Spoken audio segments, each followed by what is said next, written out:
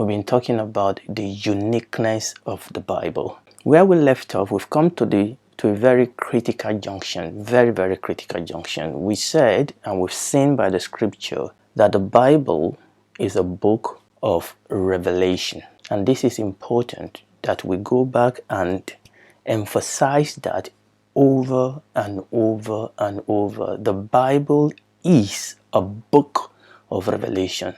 The Bible is a book of literature. There are so many books of literature. There are so many books of culture. What set the Bible apart from every other book is the doctrine or the revelation that is housed for us in that book. And that is what the devil is afraid of, because the devil knows that the power is in the doctrine, that the power is in the revelation, that the power is in the truth, that the power is in the gospel. And these are different words that I use, the scripture. And that is what the devil is afraid of. Listen, it's not about how big our church is. It's not about how popular our pastors are. It's not about how loud we scream. It's not about any other thing. It is about the doctrine. It is about the revelation in the Bible. Now, obviously, we need a conduit. We need a vehicle to communicate that truth. So yes, we need a building. Yes, we need the ministers. But we have to be careful that we don't distract from and we don't take away from the doctrine for the sake of those other peripheral attachment. And that is the point, that it is easy for us to get so distracted with all these other attachment that we actually hinder the gospel. And that is exactly what we saw in the Bible. Paul was talking to Timothy and also to Titus that, look, as a church, we must be careful that the doctrine, the revelation take center place. Everything else must have their bearing around the revelation of the scripture. We must not, and this is very important, we must not play down the gospel. We must not sell the gospel. We must not ignore the gospel. We must not change the gospel for the sake of getting other reward.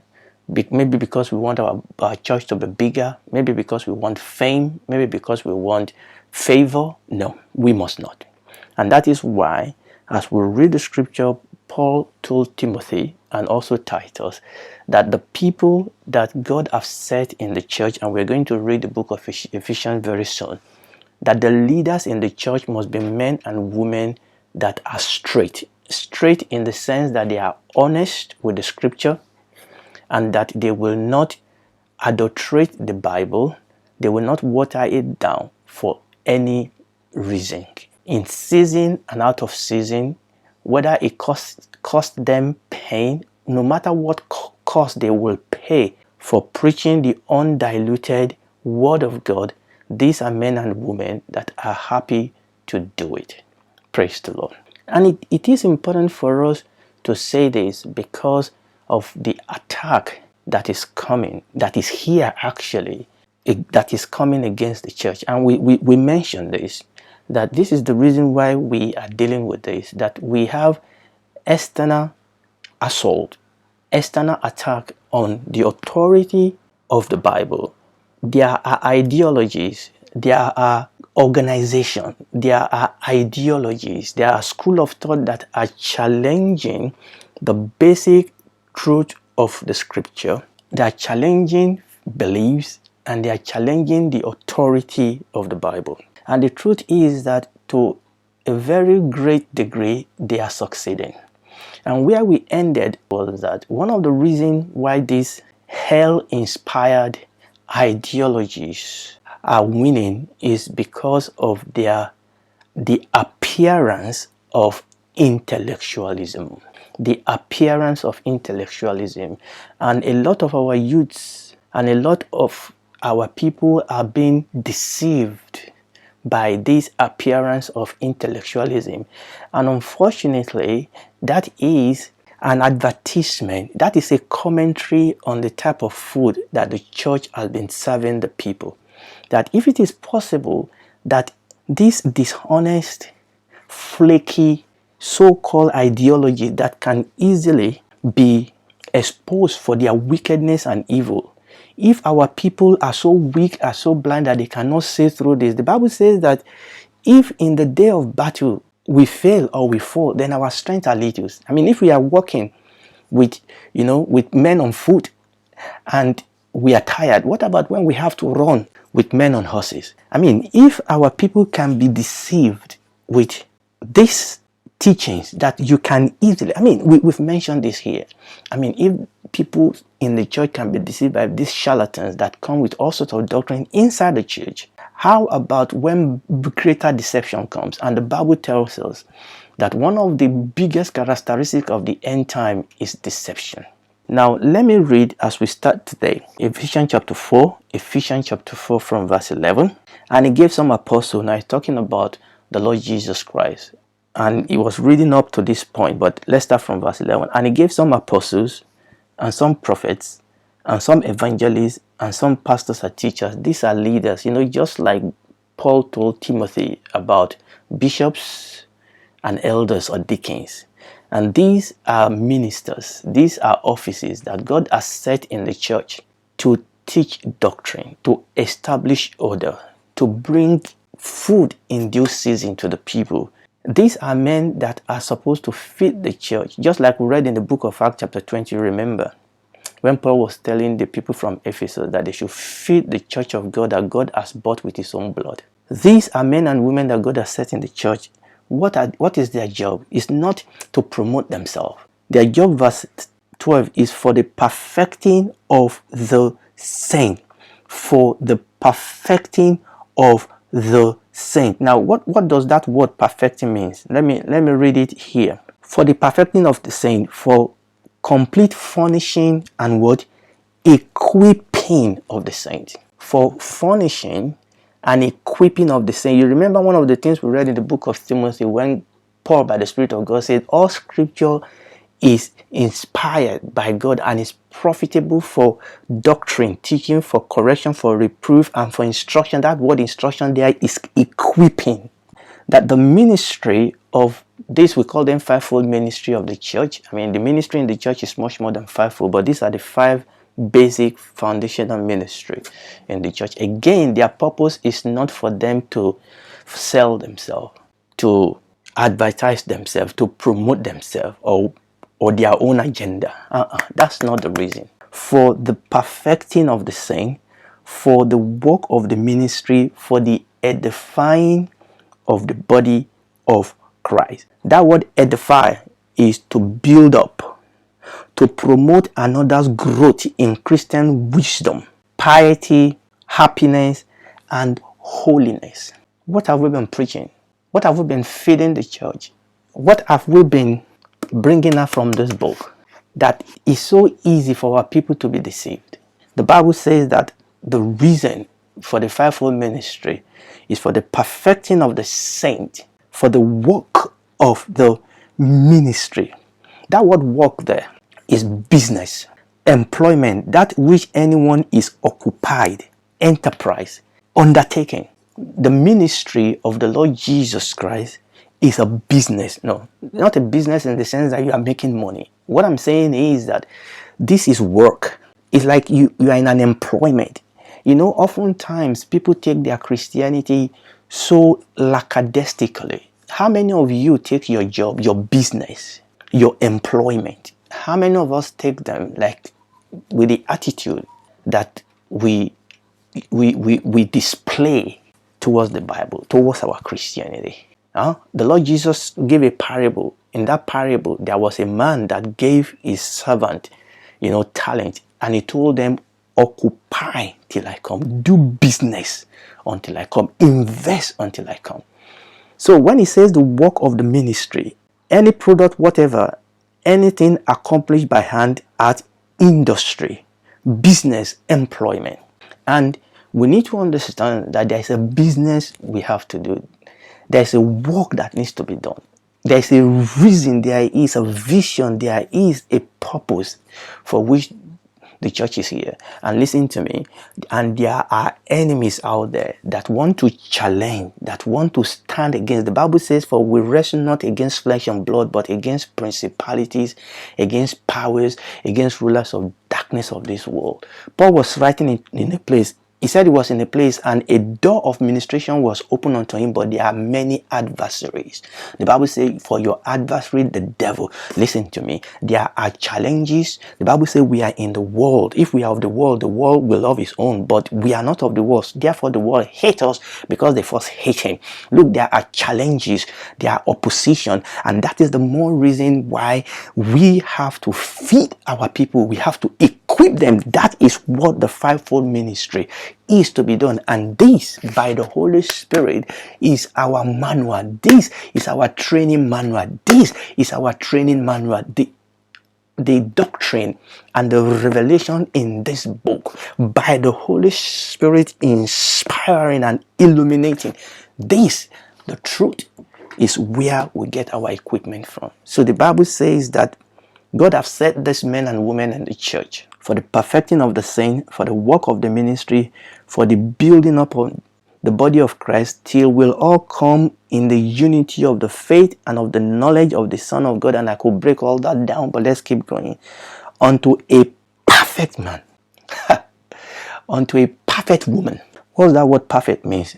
It means to bring to its end, to finish, to complete the purpose. The Bible says that the Lord Jesus is coming back for a glorious church, a church that is full of glory. Is washing it with the washing of water by the word.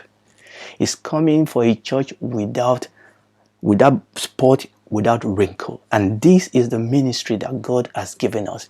And again, we can only fulfill that ministry by preaching sound doctrine, by feeding people with balanced diet, not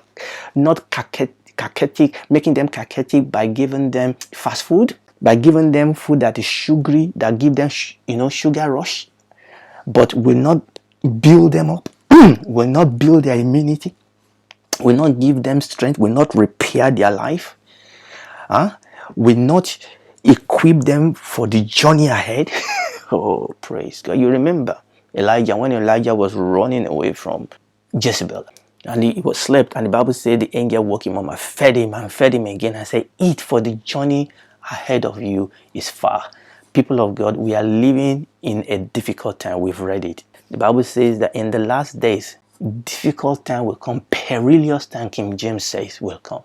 Difficult to deal with, difficult to handle. We need this time demand men and women, Christians that have been equipped, that have been trained to be able to face the challenge. The Bible talks about the mighty men of David. You understand that David is a picture of Jesus, and you and I are supposed to be mighty men and mighty women of our King and Lord Jesus Christ. The Bible says these mighty men of David, they were trained. They were men that are trained. They know how to use spear. They know how to use javelin. They know how to use every instrument of war. These were mighty men. And you and I are to be trained. Our churches are to be training center, not money collecting center. Our churches are to be training centers where we train champions, where we equip men. And training involves correction, instruction.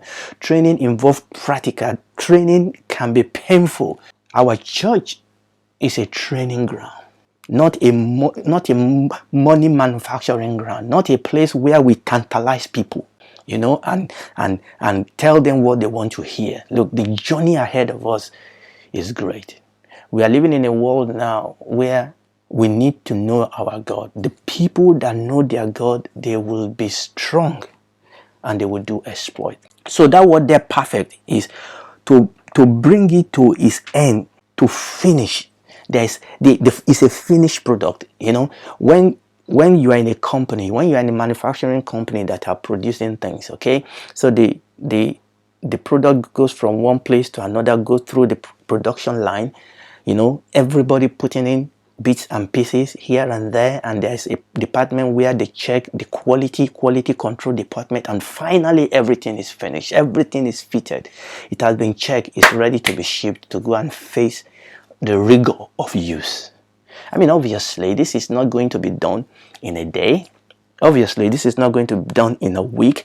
It's a process whereby we are perfected when we are born again, and we continue to be perfected by reason of use, having our senses exercised, being trained on a daily basis by the correction and instruction of the Word of God. To be perfect, to be fully grown, to mature. Maturity. And so that's what is saying over there, verse 12. For the perfecting of the saint, for the work of the ministry, for the edifying of the body of Christ, verse 13, till we all come in the unity of the faith and the knowledge of the Son of God, unto a perfect man. And what is the measure of perfection? Where are we heading? Unto the measure of the stature of the fullness of Christ. Listen to me. Our measurement is not that bishop, it's not that geo, it's not your pastor. That is not our perfection. You know, often the Bible says that when we compare ourselves among ourselves, we are not wise.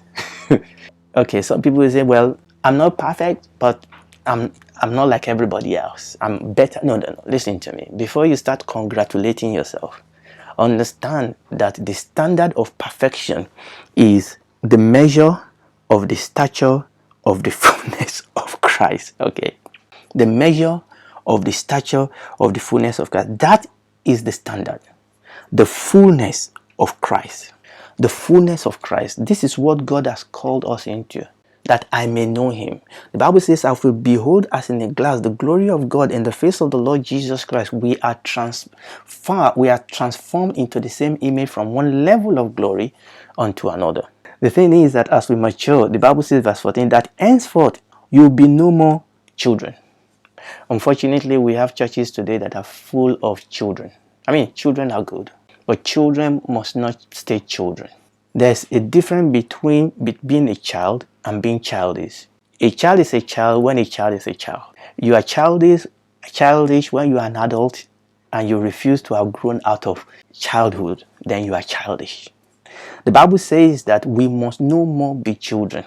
And the word used children there is infant, little child. So metaphorically, when we say children there, we are talking about people that are childish, untaught, unskilled. What right do you have, brother, sister? What right do you have to remain childish, to remain untaught and unskilled when you've been in the church for a year, 2 years, 3 years, 4 years, 5 years, 10 years, 15 years, 20 years sometimes, and you are still childish? What right do I have to remain a child? Verse 14, that henceforth will be no more children.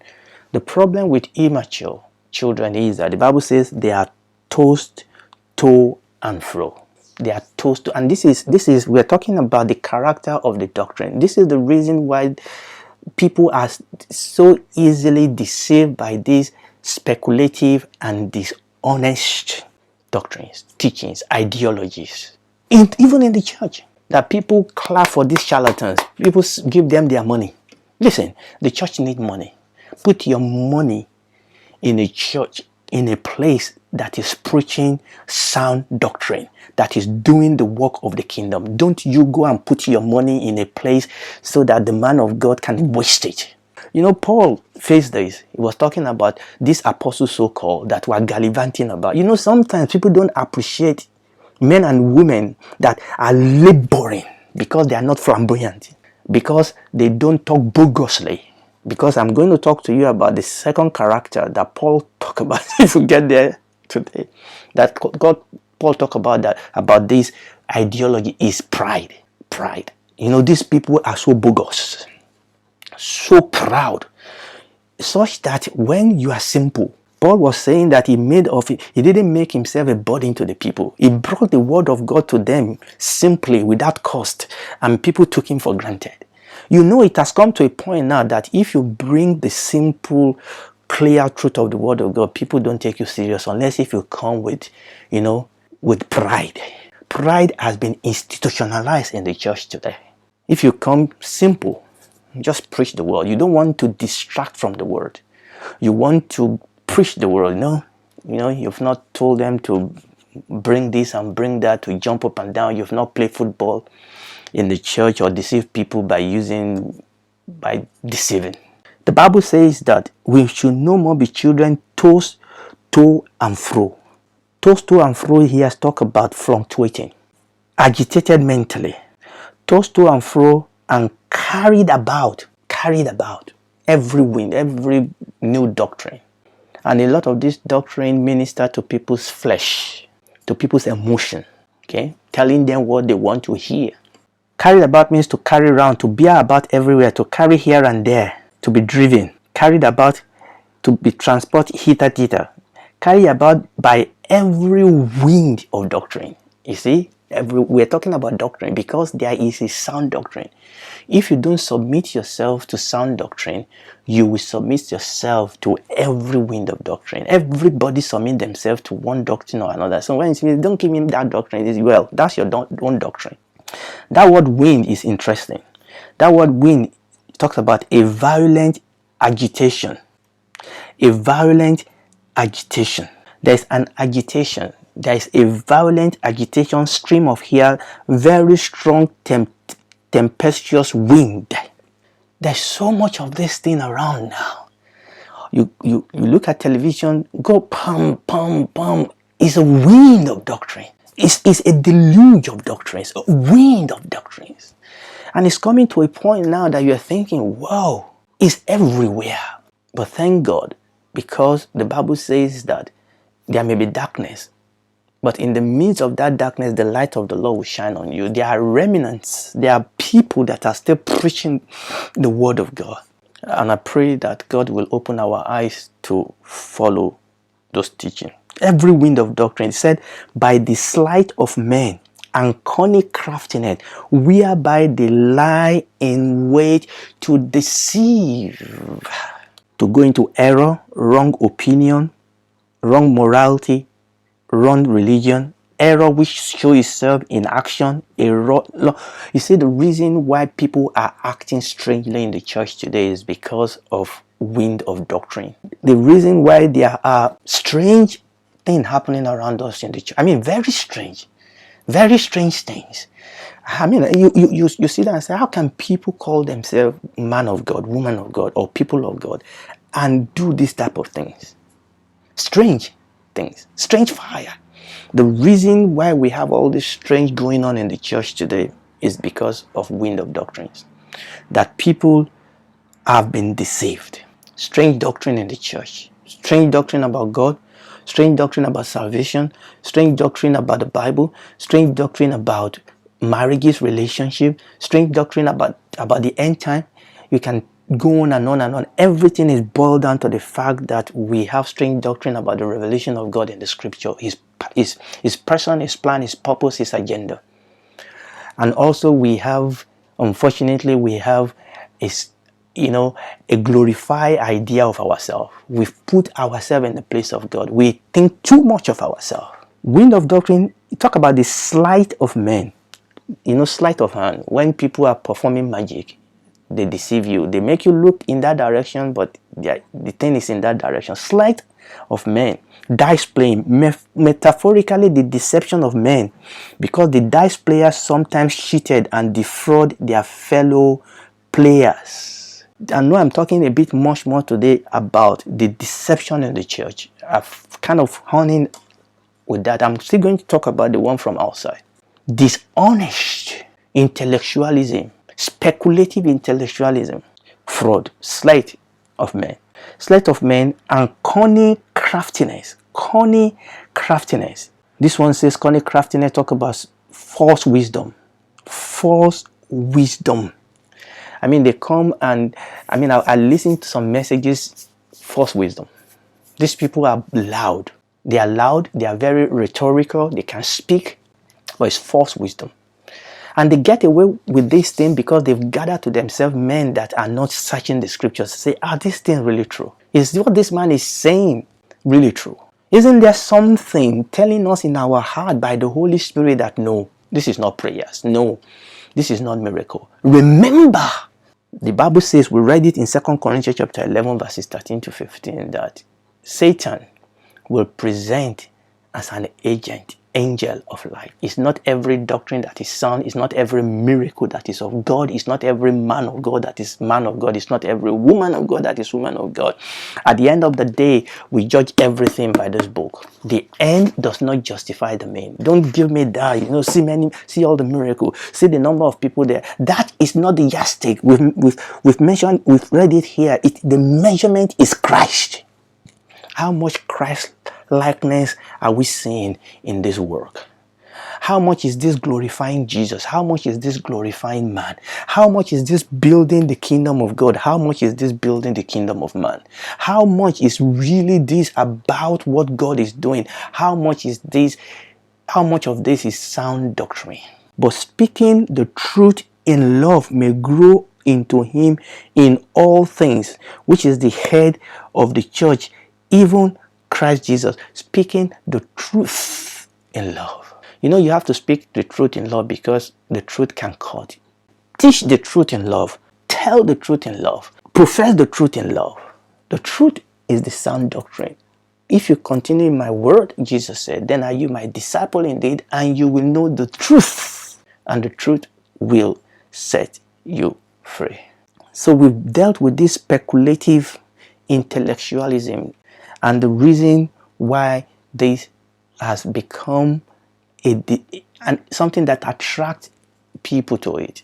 Hallelujah. I was going to talk a little bit more about the one from the outside, but I think I'm going to leave it there today by the grace of God. We have to go back to studying this book, to reading it, studying it, meditating on it, allowing the Holy Spirit to reveal the truth of Jesus unto us, and becoming more like Jesus, growing up, maturing into the standard of the Lord, our God and Savior.